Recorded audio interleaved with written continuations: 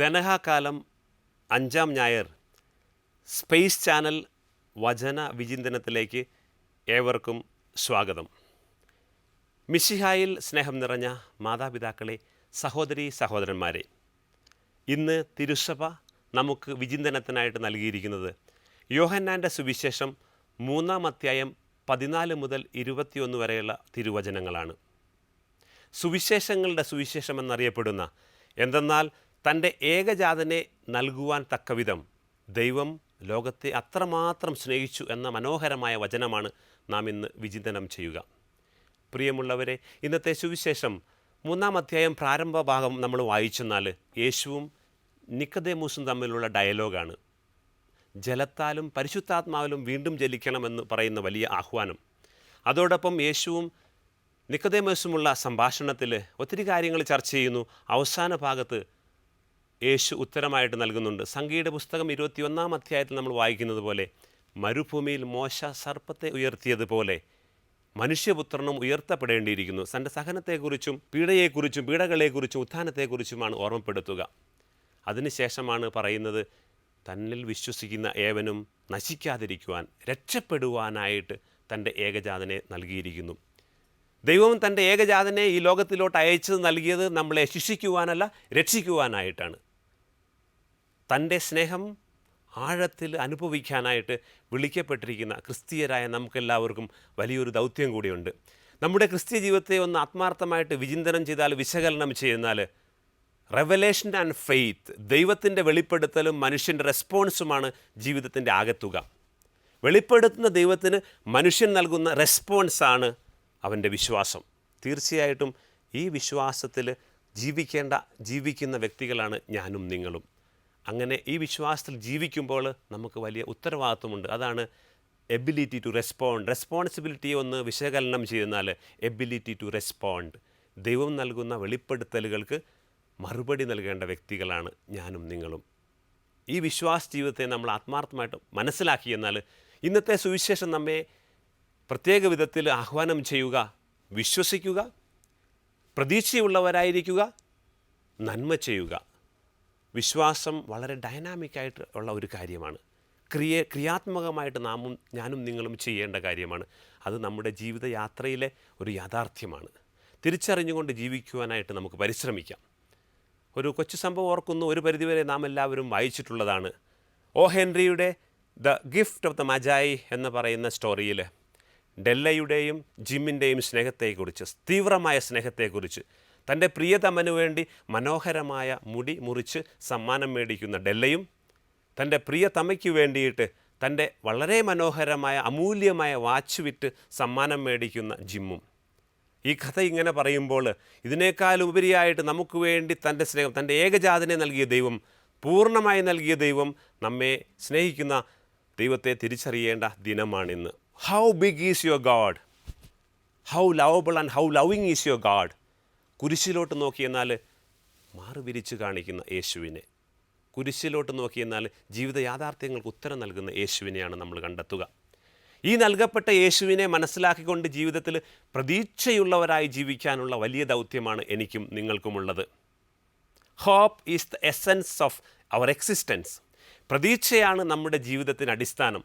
നാളെയെക്കുറിച്ചുള്ള പ്രതീക്ഷയാണ് നമ്മെ വീണ്ടും മുന്നോട്ട് പോകുവാനും നന്നായി കാര്യങ്ങൾ ചെയ്യുവാനും പ്രേരിപ്പിക്കുക. അത് നമ്മുടെ ഉത്തേജനമാണ്, മോട്ടിവേഷനാണ്.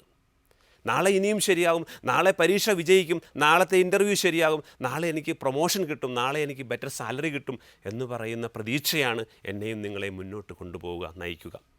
പ്രിയമുള്ളവരെ, വീണ്ടും വചനം നമ്മെ ഓർമ്മപ്പെടുത്തുന്നത് കവി പറയുന്നത് പോലെയാണ്. ആശിക്കാനാവുകിൽ മറ്റൊന്നും വേണ്ടേ തേവരെ എന്ന് പറഞ്ഞ പോലെ പ്രതീക്ഷയോടെ മുന്നോട്ട് പോകുവാനായിട്ടാണ്. ഈ പ്രതീക്ഷയുള്ള വ്യക്തികൾ വെളിച്ചത്തിൽ ജീവിക്കണം. വെളിച്ചം ദുഃഖമാണുണ്ണി, തമസല്ലോ സുഖപ്രദമെന്ന് പറയുന്ന ഈ ലോകത്തിൽ തിന്മയെ മാറ്റി നന്മയ്ക്ക് വേണ്ടി ജീവിക്കാനുള്ള വലിയ ദൗത്യം ഞാനും നിങ്ങളും ഏറ്റെടുത്തിരിക്കുകയാണ്.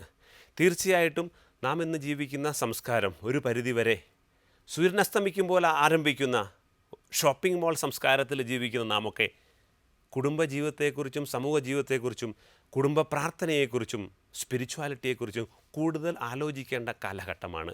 ജീവിതത്തിന് അർത്ഥം കണ്ടെത്തുവാനും തിരിച്ചറിഞ്ഞുകൊണ്ട് സ്നേഹപൂർവ്വം മുന്നോട്ട് പോകുവാനുള്ള പ്രതീക്ഷ നമ്മൾ സ്വീകരിക്കുമ്പോൾ മറ്റുള്ളവർക്കും പ്രതീക്ഷ നൽകേണ്ട വ്യക്തികളാണ്. ആ പ്രതീക്ഷ സ്വീകരിച്ചുകൊണ്ട് നന്മയിൽ വ്യാപരിക്കാനും നന്മ ചെയ്യുവാനുമുള്ള വലിയ ദൗത്യം എനിക്കും നിങ്ങൾക്കും നൽകപ്പെട്ടിരിക്കുകയാണ്. ഒരു പരിധിവരെ ഞാനും നിങ്ങളും ജീവിക്കുന്ന ജീവിതയാത്രയിൽ നമ്മുടെ ജീവിത യാഥാർത്ഥ്യങ്ങൾ നമ്മെ ചലഞ്ച് ചെയ്യുന്നുണ്ട്. വളരെ പ്രത്യേകിച്ച് കുടുംബ സ്നേഹബന്ധങ്ങളിലുള്ള തകർച്ച, പരസ്പരം മനസ്സിലാക്കാൻ പറ്റാതെ പോകുന്ന ദുരവസ്ഥകൾ, സമയമില്ലാത്ത അവസ്ഥകൾ, പ്രശ്നങ്ങളെ പരിഹരിക്കാൻ പറ്റാത്ത അവസ്ഥകൾ, ഇവിടെയെല്ലാം തൻ്റെ ഏകജാതനെ നൽകുവാൻ തക്കവിധം ദൈവം ലോകത്തെ അത്രമാത്രം സ്നേഹിച്ചു എന്ന് പറയുന്ന വചനം നമുക്ക് ശക്തിയാണ്, ഹോപ്പ് നൽകുന്നതാണ്, ഓപ്റ്റിമിസം നൽകുന്നതാണ്. ഇന്നത്തെ ഈ ഞായറാഴ്ചത്തെ വായനകളിൽ ആദ്യത്തെ വായനകളും നമ്മെ കൂടുതൽ സന്തോഷം നൽകുന്നതും പ്രതീക്ഷയുള്ളവരാക്കുന്നതുമാണ്. യെശയ്യാ പ്രവാചകൻ്റെ പുസ്തകം 48-ാം അധ്യായത്തിൽ നമ്മളെക്കുറിച്ചുള്ള പദ്ധതി നല്ല പദ്ധതിയാണെന്ന് തിരിച്ചറിയുന്ന ദൈവം നമ്മെ നയിച്ചുകൊണ്ടിരിക്കുന്ന നന്മയിലോട്ടാണെന്ന് മാത്രം ഓർമ്മപ്പെടുത്തുകയാണ്. ഹെബ്രായ ലേഖനവും ഒരേ ചൈതന്യം തന്നെയാണ് നമുക്ക് നൽകുന്നത്. നിങ്ങളുടെ ഉത്സാഹം ഇനി കുറഞ്ഞു പോകരുത്, ഇതേ ഉത്സാഹത്തോടു കൂടി മുന്നോട്ട് പോകണം, ശക്തിയോടുകൂടി മുന്നോട്ട് പോകണം, നല്ല കാര്യങ്ങൾ ചെയ്യണമെന്ന് ഓർമ്മപ്പെടുത്തുകയാണ്.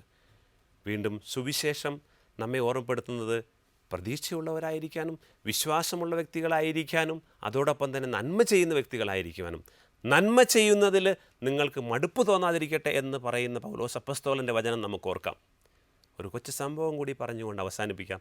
ഒരിക്കലൊരു കടൽ തീരത്ത് ഒരു ഞണ്ട് ഇങ്ങനെ വളരെ വേഗം നടന്നുകൊണ്ടിരിക്കുകയായിരുന്നു. കുറച്ച് ദൂരം പോയി കഴിഞ്ഞപ്പോൾ ഞണ്ട് തിരിഞ്ഞു നോക്കിയപ്പോൾ വളരെ മനോഹരമായ പടങ്ങൾ വരച്ചിരിക്കുന്നു. തൻ്റെ യാത്രയിൽ കാലുകൾ പോയ യാത്രയിൽ വളരെ മനോഹരമായ ഡിസൈൻ ചെയ്യപ്പെട്ടിരിക്കുന്നു. തിരിഞ്ഞു നോക്കി വളരെ അഹങ്കാരത്തോടു കൂടി ഞാൻ നടക്കുന്ന യാത്രയിൽ മുഴുവൻ ഞാൻ നല്ല പടങ്ങൾ വരയ്ക്കുന്ന വ്യക്തിയാണെന്ന് പറയുന്ന ഞണ്ട് അല്പസമയത്തിനുള്ളിൽ ആ പടം മുഴുവൻ മായ്ക്കപ്പെടുകയാണ്.